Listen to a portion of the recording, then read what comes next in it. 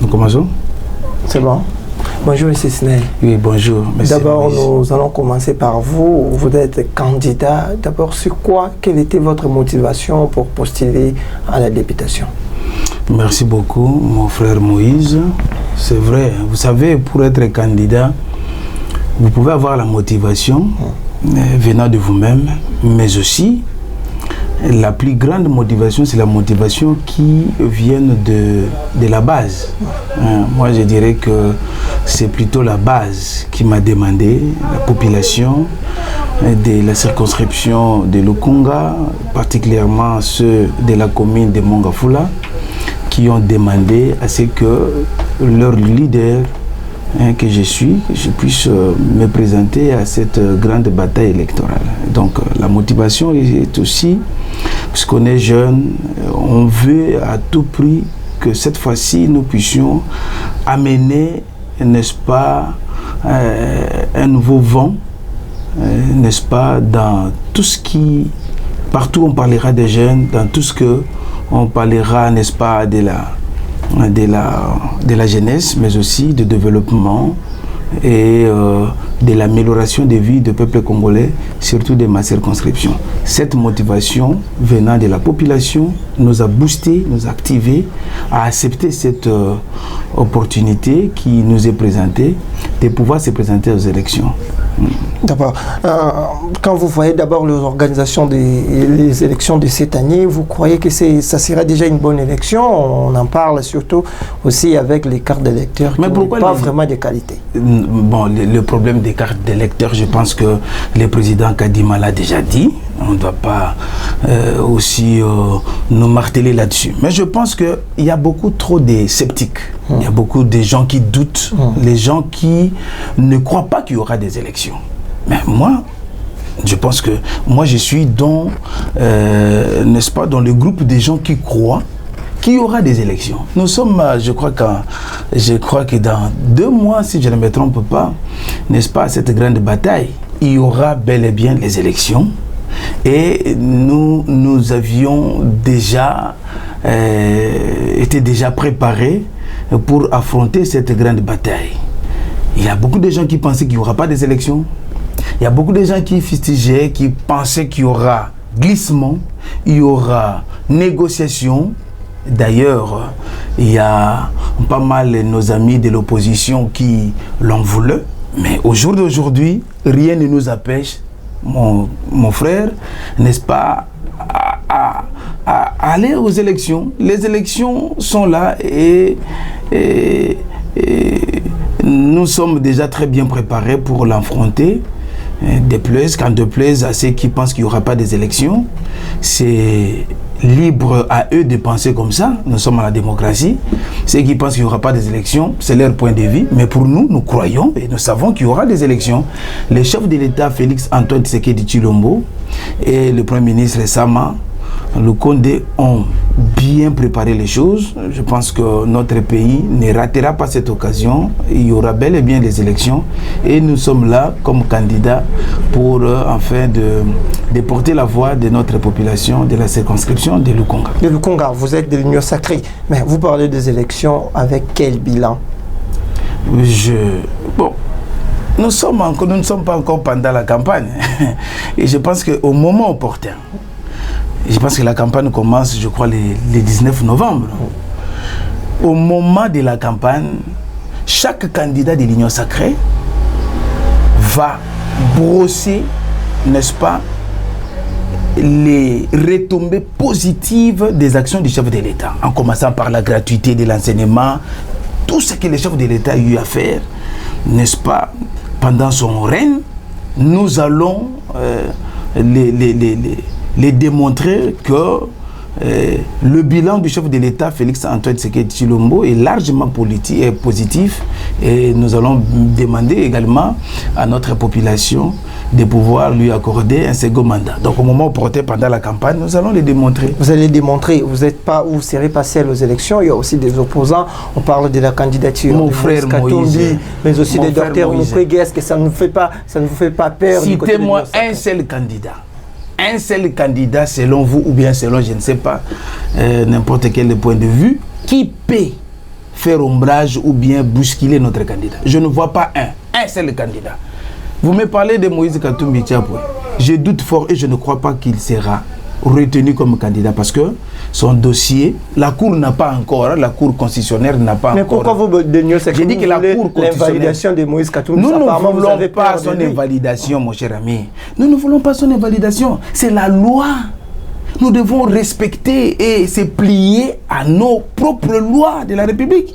Si la loi dit que Moïse Katumbi Tchapoué est candidat, doit être candidat, alors je vois pourquoi on doit faire ombrage à ça. Nous le souhaitons, qu'il soit candidat ou pas, même s'il est candidat. Je vous dis que ce monsieur, excusez-moi de dire ce monsieur, les candidats que vous citez là, que vous êtes en train de citer, sera battu. Sera battu. Si Moïse Katumbi sera battu, lui, il est très populaire dans l'est du pays. Vous savez, avec la guerre que vous avez échoué totalement d'imposer la paix dans la partie est, vous pensez qu'avec Mukwege, le président de la République aura quelque chose? Je suis vraiment étonné d'entendre de votre bouche que Mukwege il est populaire à l'est. Vous savez qui est populaire à l'est? Ceux qui sont populaires à l'Est, je vous cite d'abord les noms de ceux qui sont populaires à l'Est. Ceux qui sont populaires à l'Est, il y a le président Vital Kamerhe. Là, ils étaient populaires. Non, Kamerhe est populaire jusqu'à aujourd'hui. Kamerhe reste un poids lourd à l'Est. Il est très populaire. Il y a le président Bahati, qui est très populaire à l'Est. Il y a le président Célestin Vunabandi, très populaire à l'Est. Vous voulez me parler de Mukwege? Mukwege a fait, je pense que son histoire de Nobel, prix Nobel de la paix, qui a essayé un peu de lui donner un aura, mais je ne pense pas que le succès, je vais dire, de sa profession médicale ou bien sa profession médicale peut faire de lui un homme politique avéré où il peut entraîner la foule et la masse, de lui donner, n'est-ce pas, de la place au niveau du sommet de l'État. Je ne crois pas. Mais le monsieur, déjà, vous prenez, lorsque vous suivez les déclarations de M. Mukwege, qu'est-ce qu'il dit? Les proposition, ou bien la proposition de M. Mukwege avec son histoire de, comment vous appelez ça, avec son hôpital d'épargne là-bas. D'épargne ou des médias, Bassi Mibali, Babalana, tout ça l'histoire. Vous pensez là que c'est une histoire, on dit c'est une histoire créée par vous de l'Union Sacrée. Il a dit ça. L'entourage de Dr Mukwege a toujours nié cette histoire. Mais il a dit ça. Il a dit ça à la télévision, il a déclaré ça sur, je crois, sa page, son compte Twitter. Il a déclaré ça. Trans d'âge, trans de sexe, des histoires comme ça. Vous pensez que cette histoire-là peut facilement être acceptée dans notre communauté? Quelle est cette communauté aujourd'hui dans la vie de Kinshasa ou bien dans l'ensemble de la République? Quelle est cette communauté qui peut accepter une telle proposition? Des histoires qui n'existent pas dans notre coutume. Je vous dis que c'est un candidat malheureux. Il sera un candidat malheureux. Même s'il sera retenu comme candidat pour briguer, n'est-ce pas, la magistrature suprême, je ne pense pas qu'il ne fera même 2 voix. 2 voix. Vous parlez des élections avec d'autres candidats que vous citez. Les autres, vous pensez qu'ils seront invalidés ou non? Mais il y a aussi cette mission menée par la SADC. Beaucoup de gens aussi parlent d'un probable dialogue, d'un probable glissement de 2 ou 1 année. Après, il y aura les élections. Qu'est-ce que vous craignez, vous? Mais les dialogues, la SADC, je n'ai pas suivi, j'ai suivi bien les déclarations de la SADC. Beaucoup de gens pensaient que quand la SADC va venir, va déclarer que cette élection aura des problèmes, toutes les conditions ne sont pas requises. Mais qu'est-ce qu'a dit la SADC? La SADC approuve. C'est une mission d'observation. Ils viennent pour une mission d'observation. Et moi, je pense que je n'ai jamais entendu par la bouche du porte-parole du gouvernement ou du ministre de l'Information qu'il y aura un certain dialogue. Ça, je n'ai pas suivi ça. Et je vous dis, mais pourquoi on doit aller au dialogue? Pour quelle fin? Personne n'a besoin de dialogue. Le cycle électoral doit continuer. Et bientôt, nous allons nous affronter sur place. Si vous dites que je vais diriger le Congo, vous pensez que vous pouvez diriger le Congo? vous avez postulé, attendez votre sort. Avec les gens ont seulement constitutionnel déjà inféodé, il y a l'armée, vous, de l'Union sacrée, vous avez tout. C'est pourquoi les autres ont peur même des élections. Mais bon, pourquoi ils ont peur? Parce qu'ils n'ont pas la confiance, ils n'ont pas l'entière confiance de la population. Mais si vous êtes candidat, pourquoi vous devez avoir peur? Nous n'avons pas la Cour constitutionnelle entre nous, mais laissez les gens, laissez la justice de notre pays travailler. Les gens ne peuvent pas se réveiller un bon matin et commencer à qualifier que la cour que vous voyez là, c'est une cour de l'Union sacrée. Absolument pas. La Cour constitutionnelle est indépendante. Elle est indépendante. Et la Cour n'est pas à l'apanage d'un candidat, qui que ce soit.